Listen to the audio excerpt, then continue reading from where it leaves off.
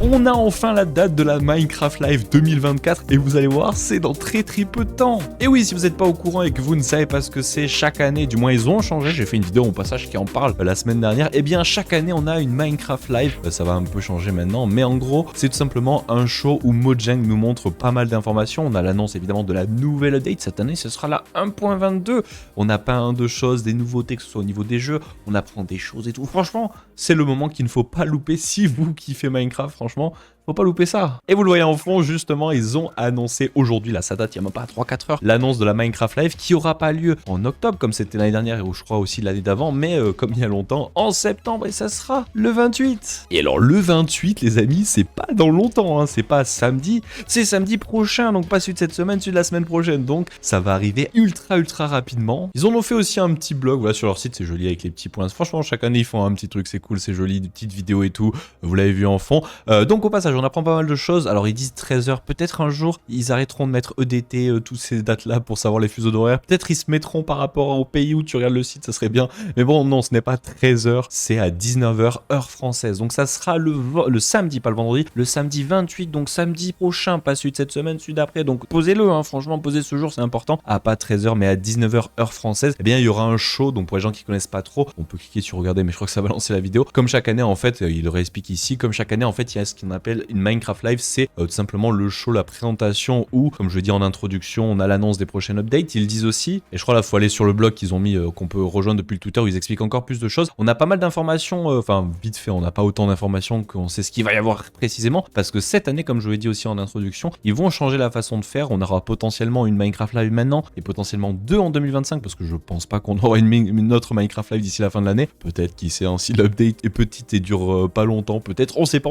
Mais en gros, on a pas mal d'informations. Déjà, première chose, les dates, ça je vous les ai données. On a aussi donc évidemment l'information comme quoi les prochaines updates de Minecraft vont être annoncées. Mais on a aussi l'information sur de potentiels game drop ou de nouveautés. Alors encore une fois, ça reste à débattre, cette information-là, game drop. On pourrait le traduire par de nouveaux jeux, de nouveaux trucs inédits en tout cas. Mais le problème, c'est que moi je pense que ça fait plutôt référence à Bedrock au niveau du marketplace. Peut-être on se trompe, peut-être ils vont annoncer nouveaux jeux Minecraft. Je sais pas, vu comment étaient les builds les précédents avec Minecraft Legends et Donjons, ça allait, mais le Legends c'était pas foufou. On verra en tout cas. Ils disent quoi, ils vont donner plein de nouveautés exclusives, voilà, plein de choses aux alentours, donc sur l'univers Minecraft tout simplement. Bon, ça jusque là vous étiez au courant. On a une information ici qui est très intéressante, qui est que juste après le show, donc le show qui va être je pense à 19h, potentiellement je balance l'idée comme ça au pif, j'ai aucune info, mais ça devrait peut-être durer 1h, 1h30 si c'est comme chaque année, donc vers 20h, 20h30 ça devrait être terminé. Mais ils disent là, préparez-vous parce que après le show, on aura une petite présentation des développeurs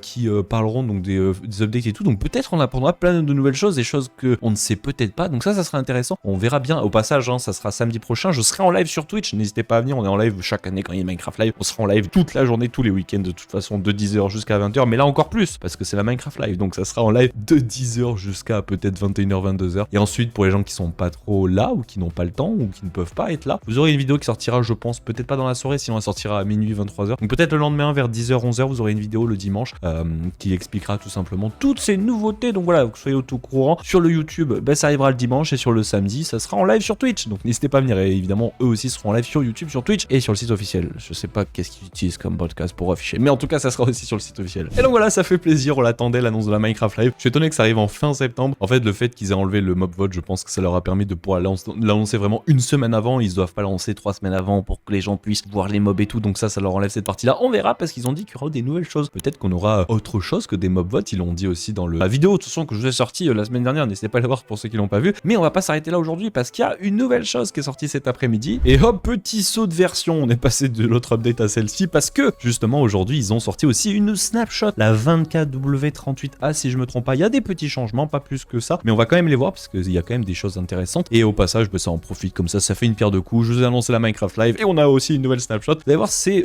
pas mal intéressant. On a quelque chose au niveau du bundle, voilà, qui est ici, vous pouvez le voir. Regardez, il y a toutes les couleurs. Ils sont jolis en vrai, j'aime bien les couleurs, ça c'est cool. Voilà, vous l'avez vu, on peut maintenant colorer avec des dye. Je sais pas, on va prendre celle-là par exemple. Et simplement, vous prenez une trame de craft, vous le mettez, voilà, pas plus compliqué que ça. Bon, c'est juste une couleur, hein, rien de très incroyable. Mais maintenant, vous pouvez colorer les bundles et ça c'est bien, c'est de la personnalisation. On va pas cracher dessus. Ça, c'est les genres de choses que j'aime vraiment bien. C'est que depuis quelques mises à jour, ils font pas mal de personnalisation et ils donnent au moins la diversité, que ce soit par exemple avec les armures de loup et tout. Ils mettent plein de variations de couleurs et de blocs sur les items Et ça fait plaisir. Ça peut annoncer du bon pour le futur si j'ajoute des nouveautés, genre des blocs ou des sacs à dos, peut-être, on verra. Peut-être qu'il y aura la personnalisation aussi. Ça sera cool. Maintenant, on veut cet inventaire type bundle sur les shulkers. Ça serait cool quand même. Tant qu'on parle de shulkers, ils ont enfin fait, et ça, c'était pas le cas avant, mais maintenant, quand vous avez un colorant, vous pouvez colorer les shulkers directement depuis la table de craft avec l'auto, comment on appelle ça là, le livre de craft, voilà. Avant, c'était pas possible, genre, vous pouviez pas. Et je crois qu'il y a un bug. Peut-être c'est fait exprès. Parce que normalement, il est supposé afficher que celle que t'as comme couleur, mais là, il m'affiche toutes les couleurs. C'est étonnant quand même. Mais bon, en tout cas, maintenant, on peut le faire. Avant, c'est vrai qu'on pouvait pas être obligé de le mettre toi-même à la main comme ça. Et